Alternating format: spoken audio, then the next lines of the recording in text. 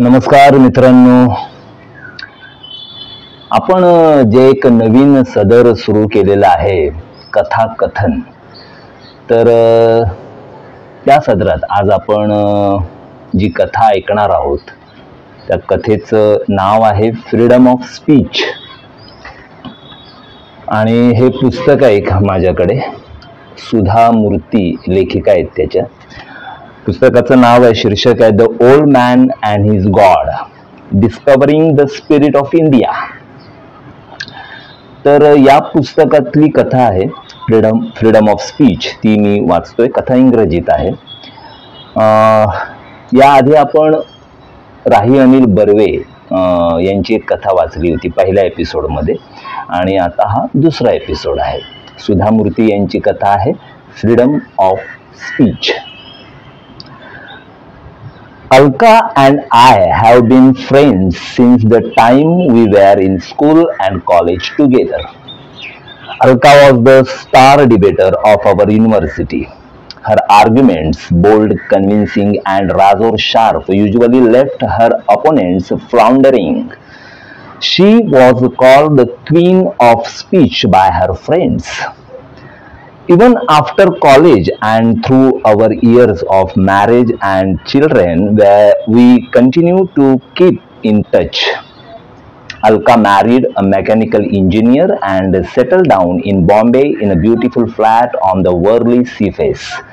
Her husband started his own small-scale industry and they were very well off. She had a daughter who got married and went to live in the US. Alka herself went on to become the head of the sociology department in a good college. I always thought of her as having the perfect life. Once, I had to go to Bombay on some work and Alka invited me to stay with her. There I met Tulsi, her efficient maid. Tulsi was from the Maharashtra-Karnataka border and spoke the same language as Alka and me. Drought and poverty had forced many families from that region to emigrate to larger cities in search of work. Most ended up as construction workers on daily wages, yet they never lost the hope of being able to save enough money to go back to their village. Tulsi too had come to Bombay in search of work but had settled down here. She had worked in Alka's house for many years and was an asset due to her hardworking nature, punctuality, and reliability. One day during my visit, Tulsi did not come for work at her usual time. As the clock ticked away, Alka was getting more and more agitated. She had to attend and also speak at an international sociology conference. She had become so used to Tulsi that she could not do anything on her own, though I knew long back she used to be a good cook. That is what efficient maids and secretaries do to you at home and in the office. I was watching her agitation and could not help laughing. This upset her even more. She said, "It is easy for you to laugh, but you don't know how much I have helped her out in her times of need. How could she do this to me on such a busy day? She knows I have some very important work today. You do not realize the responsibility I have been given in this seminar. You take things too easy. That is why you have remained only a visiting professor." I did not get upset at Alka's remark. After all, we had been friends for long and had always been very frank with each other. And what she had said was also the truth, which few other people could have said to me. So instead of laughing, I I offered a different solution. Alka, why can't we go to Tulsi's house and find out what is causing the delay? There is no point in fuming and increasing your blood pressure. I knew Tulsi stay in a slum just across the road. In a city like Bombay, where rich people stay in beautiful apartments, there are double the number staying in adjoining slums. In fact, these slums have become essential for the survival of the residents of the big apartment blocks. Reluctantly, Alka agreed with my suggestion and we walk across the road to Tulsi's house. As we approach her house, we hear the sound of voices rise in argument. Some people were quarreling very loudly. We turned a corner and were surprised to behold the sight of Tulsi berating someone. She was screaming at a man standing quietly nearby. Alka whispered to me that it was Raman, Tulsi's husband. His wife was showering the choicest of abuse at him, and he was standing with his head bent low. In her extreme agitation, Tulsi was talking in her native dialect. She was so furious, I would not have been surprised if she landed a few blows on him as well.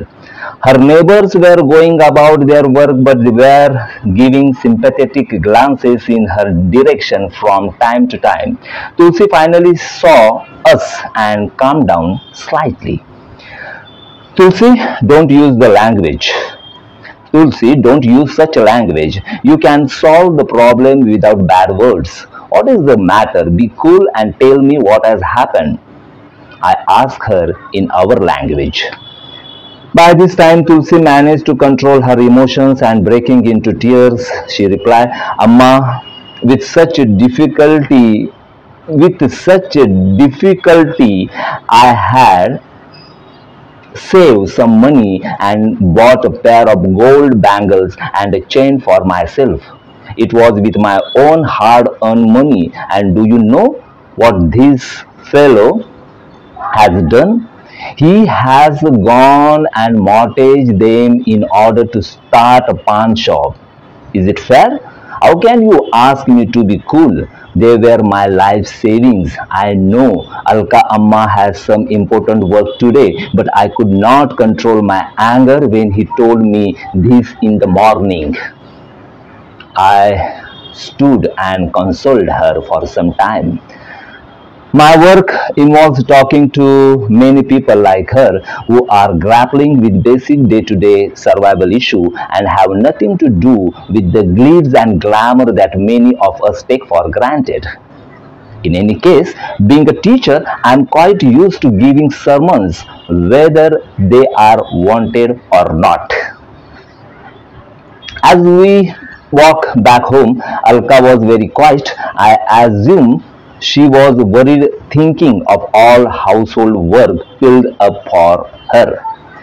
Affectionately, I said, Don't worry about the cooking and other work. I will help you now, and I am sure Tulsi will be back in the evening. These people talk freely about their feelings and hence forget fast too.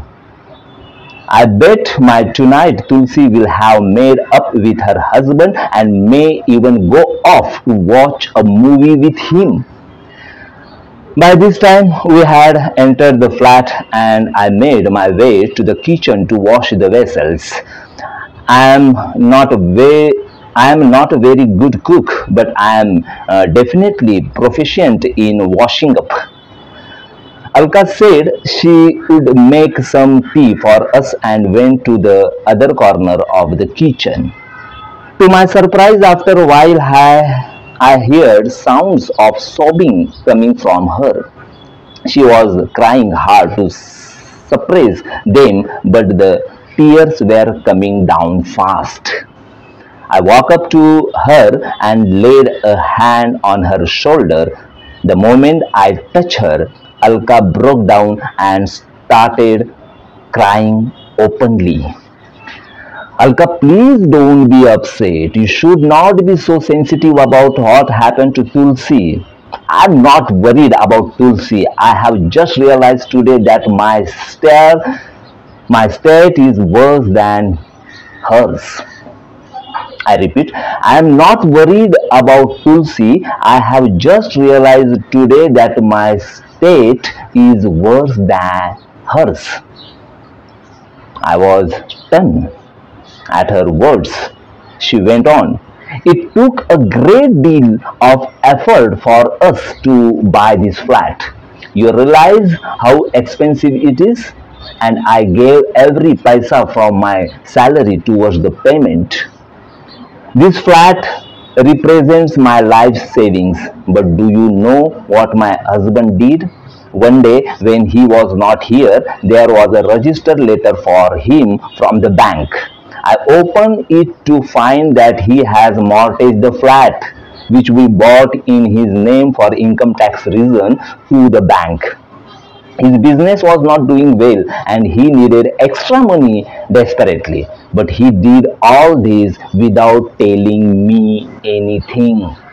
I was furious. If we lost this flat, where shall we go? But we live in civilized society, so I could not shout and scream at him. I could not raise my voice and abuse him as the neighbors would then know we were fighting. I have been keeping all this anger inside me for a long time.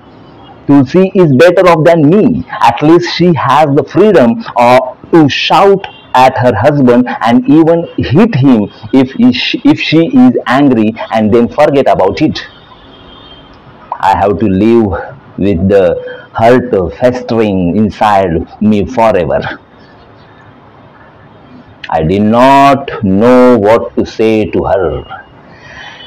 Helplessly, I stared out at the sea from her beautiful balcony. The images I had in my mind about Alka from our school days as a bold, confident orator lay ruined. She was nothing but an ordinary, meek, infatual woman, unable to stand up to her husband and fight for her rights. To change the subject, I asked her, what are you going to speak about at the seminar today? Ironically, the answer came freedom of speech. अशी सुधा मूर्ती यांची कथा आहे. तर आता ती इंग्रजीत असल्यामुळे थोडं माझं इंग्रजी तेवढंसं बरं नाही आहे, तरीही मी वाचली, कारण ह्याचं परत मराठी भाषांतर करून ऐकवण्यात काही पॉईंट नव्हता, त्यामुळे मी जशी आहे तशी वाचली. हे पुस्तक तुम्ही विकत घ्या, सुधा मूर्ती यांचं the old man and his God discovering the spirit of India. त्याच्यामध्ये ही कथा आहे. बाकी काही नाही. बाकी नवीन कथेच्या निमित्ताने पुन्हा एकदा भेटू आणि या सदरामध्ये आपण हिंदी, मराठी, इंग्लिश अशा पद्धतीच्या अशा तीन लँग्वेजमध्ये आपण कथा ऐकणार आहोत. त्यामुळे अशी काही मर्यादा नाही की या सदरामध्ये फक्त मराठीच कथा असेल.